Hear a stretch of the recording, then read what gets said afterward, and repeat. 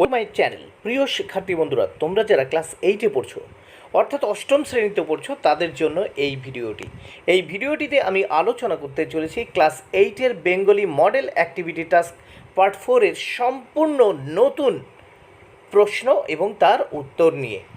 বন্ধুরা, এই জুলাই মাসে তোমাদের স্কুল থেকে এগুলো অনেকের স্কুল থেকে দিয়েছে এবং অনেকের এখনও দেয়নি, অনেকে পায়নি।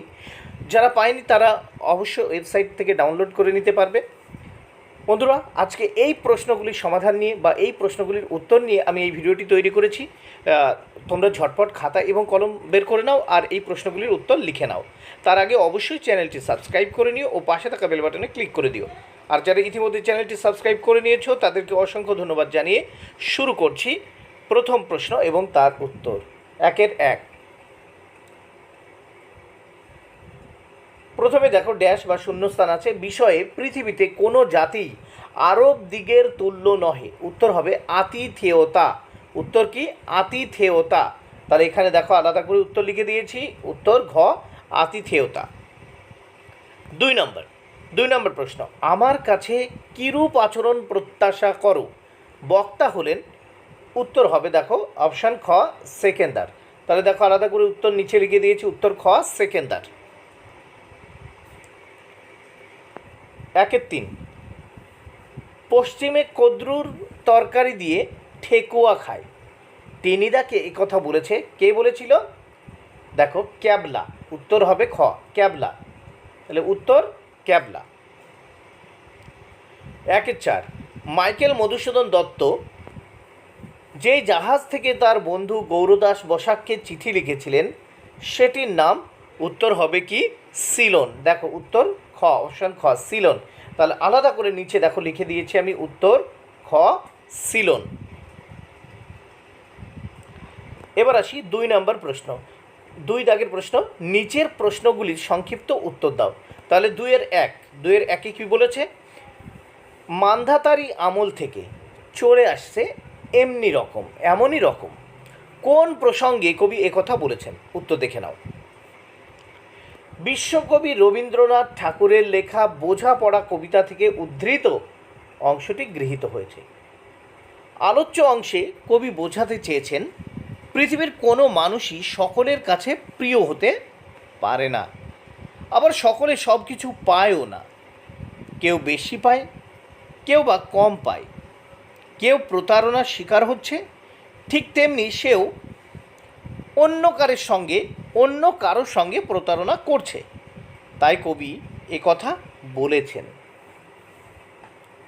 এবার আসি 2 নম্বর প্রশ্ন দেখে নেওয়া যাক।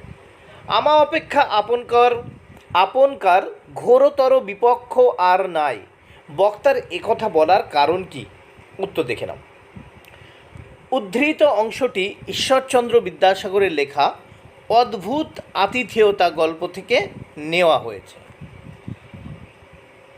আলোচ্য অংশে বক্তা আরব সেনাপতি মুর সেনাপতিকে একথা বলেছেন কারণ গতরাতে যখন 2 সেনাপতি পরস্পরের পূর্বপুরুষের বীরত্বের কথা বর্ণনা করেছিল তখন আরব সেনাপতি জানতে পারেন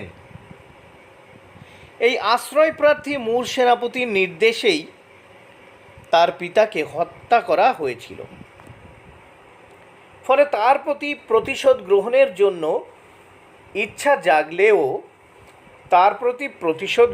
জন্য ইচ্ছা জাগলেও আশ্রয় প্রার্থীকে আক্রমণ করতে পারবে না। তাই পরের সকালে মুর সেনাপতিকে প্রস্থানের উপযুক্ত ব্যবস্থা করে দিয়ে একথা বলেছিলেন। তাই পরের দিন সকালে মুর সেনাপতিকে প্রস্থানের উপযুক্ত ব্যবস্থা করে দিয়ে একথা বলেছিলেন। 2-3। অ্যান্টিগনাস, তোমার এই ঔদ্ধত্যের জন্য তোমায় আমার সাম্রাজ্য থেকে নির্বাসিত করলাম। অ্যান্টিগনাস কোন ঔদ্ধত্য দেখিয়েছে? উত্তর, আলোচ্য অংশটি দ্বিজেন্দ্রলাল রায়ের চন্দ্রগুপ্ত নাটক থেকে সংগৃহীত হয়েছে।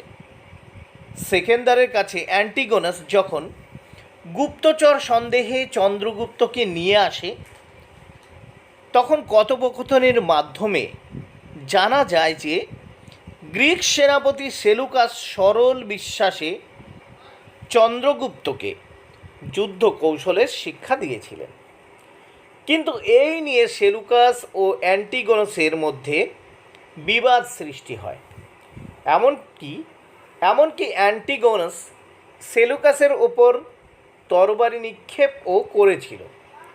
আর এই সব ঘটেছিল সম্রাট সেকেন্দারের সামনে। তাই সেকেন্দার অ্যান্টিগোনাসের কার্যকলাপকে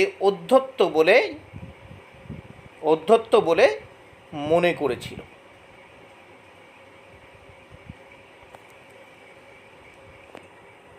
2-4 তোদের মতো উল্লুকের সঙ্গে আলোচনাও ঝক মারি। কোন কথা প্রসঙ্গে টেনিদা এমন মন্তব্য করেছিল? উত্তর, আলোচ্য উদ্ধৃতিটি নারায়ণ গঙ্গোপাধ্যায়ের লেখা বনভোজনের ব্যাপার গল্প থেকে গৃহীত হয়েছে। পিকনিকের মেনু তৈরি করতে গিয়ে আলোচনা হচ্ছিল ডিমের ডালনা, রুই মাছের কালিয়া, মাংসের কোরমা, পোলাও প্রভৃতি সুস্বাদু খাবার নিয়ে। এর মধ্যে পেলা আলু ভাজা, বাটি চচ্চড়ি, কুমড়োর ছক্কার মতো দেশি খাদ্যের কথা বলায় টেনিদা তাদের উল্লুক বলে গালিগালাজ করেছিল। এর পরের প্রশ্ন এবং তার উত্তর 2-5 কৌতূহলী দুই চোখ মেলে অবাক দৃষ্টিতে দেখে। চড়ুই পাখির চোখে কৌতূহল কেন? কৌতূহলী দুই চোখ মেলে অবাক দৃষ্টিতে দেখে, চড়ুই পাখির চোখে কৌতূহল কেন? উত্তর, আলোচ্য অংশটি কবি তারাপদ রায়ের লেখা একটি চড়ুই পাখি কবিতা থেকে গৃহীত হয়েছে। কবিতায় একটি চড়ুই পাখি প্রতিদিনই কবির নিত্যদিনের জীবন প্রত্যক্ষ করে। নিত্য নতুন কিছু দেখার জন্য সে আগ্রহী থাকে। হয়তো প্রতিদিন সে নতুন কিছু দেখে। কথকের উপর তার অনেক প্রত্যাশা। এই কারণেই চড়ুই পাখিটির চোখ কৌতূহলী। এবার আসি পরের প্রশ্ন। দেখো 3-1 নম্বর প্রশ্ন, সবুজ জামা কবিতার ভাববস্তু আলোচনা করো। উত্তর, সবুজ জামা কবিতায় কবি বীরেন্দ্র চট্টোপাধ্যায় সহজ সরল প্রকৃতিপ্রেমী তোতাই নামক এক শিশুর কথা তুলে ধরেছেন। সবুজ জামা তোতাই নির্দিষ্ট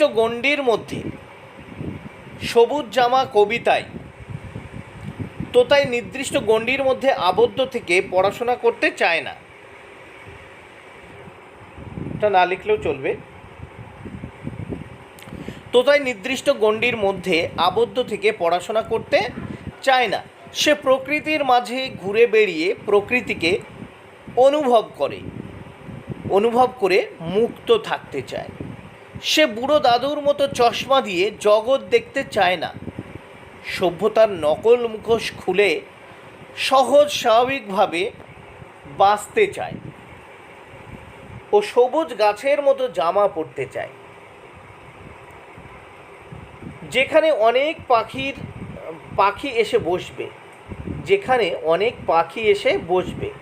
সবুজ জামা কবিতায় সভ্যতার জটিলতা থেকে বেরিয়ে সহজ সরলভাবে জীবনযাপনের কথা বলা হয়েছে।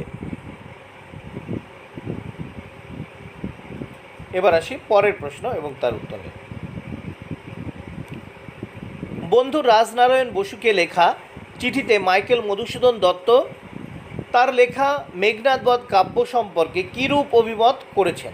উত্তর, মাইকেল মধুসূদন দত্ত তার বন্ধু বিশিষ্ট শিক্ষানুরাগী রাজনারায়ণ বসুকে মেঘনাদ বধ কাব্য সম্পর্কে বিশেষ কিছু অভিমত ব্যক্ত করে একটি চিঠি লিখেছিলেন।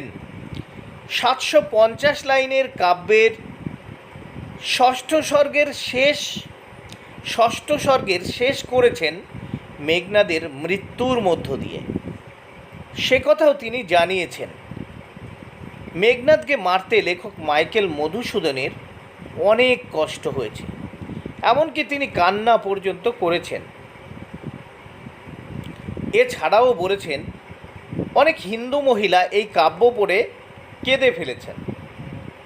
তাই তিনি চান রাজনারায়ণ বসু মহাশয়ও যেন তার স্ত্রীকে এই বইটি পড়ার ব্যবস্থা করে দেন। 3-3 পরবাসী কবিতায় শেষ 4টি পংক্তিতে কবির প্রশ্নবাচক বাক্য ব্যবহার করার তাৎপর্য বিশ্লেষণ করো। উত্তর,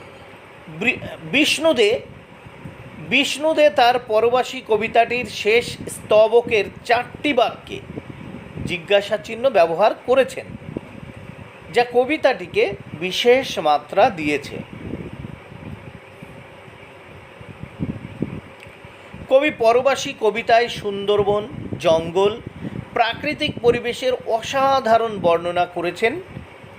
ঠিক তেমনি শেষের 4টি লাইনে তিনি নিজ মন থেকে একাধিক প্রশ্ন রেখেছেন। তিনি ক্ষুব্ধ হয়েছেন প্রকৃতিকে নিয়ে মানুষের এমন ব্যবহারের জন্য। তিনি প্রশ্ন করেছেন, বন, জঙ্গল, প্রকৃতি ধ্বংসের বিরুদ্ধে মানুষ রুখে দাঁড়াচ্ছে না কেন? মানুষ কেন চুপ রয়েছে? গাছপালা, প্রকৃতির কি কোনো মূল্য নেই? মানুষ বাসস্থান নির্মাণের জন্য এক স্থান থেকে অন্য স্থান ধ্বংস করে, কিন্তু নিজের ঘর করতে পারে না। তাই কবি এমন প্রশ্নবাচক বাক্য ব্যবহার করেছেন।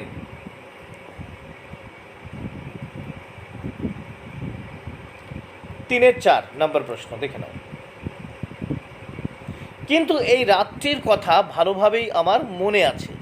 পথ চলতি রচনাংশ অনুসরণে লেখকের সেই রাতের অভিজ্ঞতার বিবরণ দাও। উত্তর, পথ চলতি প্রবন্ধে ভাষাবিদ সুনীতি কুমার চট্টোপাধ্যায় বর্ণনা করেছেন কিভাবে গয়া থেকে কলকাতা পর্যন্ত একটি ট্রেনের বগিতে তিনি পাঠান যাত্রীদের সাথে গল্পগুজব করে বন্ধুত্বের সহিত ভ্রমণ করেছিলেন। সেই বগির পাঠানরা ছিল আফগানিস্তানের মানুষ। তারা পশতু-ভাষী ছিলেন, ফার্সি ভাষা জানতো না। প্রথমে লেখক পশতু ভাষার বিখ্যাত কবি খুশহাল খাঁ সম্পর্কে বললে তারা খুশি হয়ে যায়। এমনকি তাদের মধ্যে একজন পশতু ভাষার গজল শুরু করেছিলেন। এরপরে আরও গল্প আলোচনা চলতে থাকে। এইভাবেই লেখকের চেষ্টাতে দেরাদুন এক্সপ্রেসের থার্ড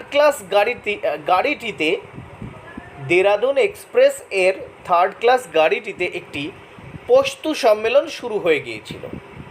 সেই রাতের কথা লেখকের সারা জীবন মনে ছিল। এবার আসি 4 নম্বর প্রশ্ন। দেখো, নির্দেশ অনুসারে উত্তর দাও। 4-1 দল বিশ্লেষণ করে দল চিহ্নিত করো। এখানে দেখো অনেকগুলো শব্দ আছে, তাদেরকে কি করতে হবে? দল বিশ্লেষণ করতে হবে। স্টেশন, বাগুইয়াটি, দর্শনমাত্র, ক্ষিপ্রহস্ত, অদ্ভুত রকম। তাহলে প্রথমে দেখে নাও স্টেশন। তাহলে দেখো স্টেশন কটা দল? 3টে দল। দেখো এখানে আমি লিখে দিয়েছি 3টি দল। তবে দেখো ইস হচ্ছে রুদ্ধ দল, টি মুক্ত দল, শান রুদ্ধ দল। তাহলে কি ইস রুদ্ধ দল, টি মুক্ত দল, শান রুদ্ধ দল। তাহলে মোট কটা দল? 3টি দল। এবার দেখো বাগুইয়াটি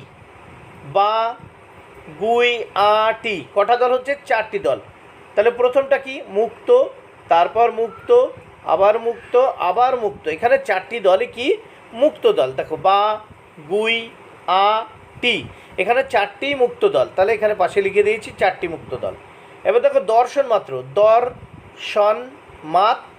4টি দল আছে। তাহলে প্রথমে দেখো দর্শন, দর্শন, রুদ্ধ, শেষটা দেখো র, এটা হচ্ছে মুক্ত দল। তাহলে রুদ্ধ মুক্ত দল। মোট কটি দল? 4টি দল। এবার দেখে নাও ক্ষিপ্রহস্ত, হস্ত, এখানেও কটা দল? দেখো ক্ষিপ একটা দল, র একটা দল, হস একটা দল, ত একটা দল, মোট 4টি দল। তাহলে দেখো ক্ষিপ রুদ্ধ দল, র মুক্ত দল, হস রুদ্ধ দল, ত মুক্ত দল। তাহলে এখানে রুদ্ধ মুক্ত চারটি দল, মোট চারটি দল। এবার আসি অদ্ভুত রকম, অদ্ভুত রকম। এখানে কটি দল রয়েছে? চারটি। দেখো রুদ্ধ মুক্ত রুদ্ধ দল, মোট চারটি দল। তাহলে বন্ধুরা দল কিভাবে করতে হয় তোমরা দেখলে। এবার আসি পরের প্রশ্ন, উদাহরণ দাও। মধ্য স্বরগম, দেখো মধ্য স্বরগম স্বরভক্তি এই দুটো কিন্তু একই, ঠিক আছে, একই উদাহরণ হবে। আবারও বলছি, দেখো এই যে মধ্য স্বরগম আর স্বরভক্তি বা বিপ্রকর্ষ একই, কিন্তু কর্ম করম ধর্ম ধরম একই। এখানে দেখো একই লিখে দিয়েছি, স্বরভক্তি মধ্য স্বরগম একই, কর্ম করম ধর্ম ধরম রত্ন রতন যত্ন যতন অনেক হয় এরকম উত্তর, ঠিক আছে, কিন্তু একটা করে বা দুটো করে উদাহরণ তোমরা দিতে পারো। এবার দেখো অন্তস্তয় শ্রুতি, অন্তস্তয় শ্রুতি, তাহলে কি? চা এর, দেখো চা এর, এখানে কি? চা এর। সাগর কি? সায়র। গোয়ালা, গোয়ালা দু এক সনসন দু এক, অন্তস্তয় শ্রুতি। এবার দেখো অন্তঃস্বর লোপ, রাশি রাস, ভিন্ন ভিন, অগ্র আগ। এবার দেখো অন্যান্য স্বরসঙ্গতি, অন্যান্য স্বরসঙ্গতি দেখো এখানে লিখে দিয়েছি, এখানে এটা এই জায়গা লিখবে রামু রেমো মধু মেধো যদু যোদ্ধা, এটা হচ্ছে কি? আবার দেখো রামু রেমো মধু মেধো যদু যোদ্ধা, অন্যান্য স্বরসঙ্গতি। এবার প্রবাদ প্রবচন, যার অর্থ আমাদের লিখতে হবে। দেখো প্রথম আছে যার কর্ম তার সাজে অন্য লোকের লাঠি বাজে, এর অর্থ কি? দেখো উত্তর, এই প্রবাদ প্রবচনের অর্থ হচ্ছে যার যে কাজ সে কাজই তাকে মানায়, অন্যে করতে গেলে নানা বিড়ম্বনা সৃষ্টি হয়। এবার 2 নম্বর দেখো নুন আনতে পান্তা ফুরোয়, অর্থ চরম অভাব ও দারিদ্র্যের মধ্য দিয়ে দিন যাপন করা। 3 নম্বর দেখো গেয় যোগী ভিক পায় না, তাহলে অর্থ কি? নিজের দেশে গুণীর কদর নেই। এরপরে 4 নম্বর মারিত গণ্ডার লুটিত ভাণ্ডার, যার অর্থ বড় বড় কর্মকাণ্ডের পরিকল্পনা, বড় বড় কর্মকাণ্ডের পরিকল্পনা। এবং শেষ এক হাতে তালি বাজে না, উত্তর কি? এক পক্ষে বিবাদ সৃষ্টি করে না।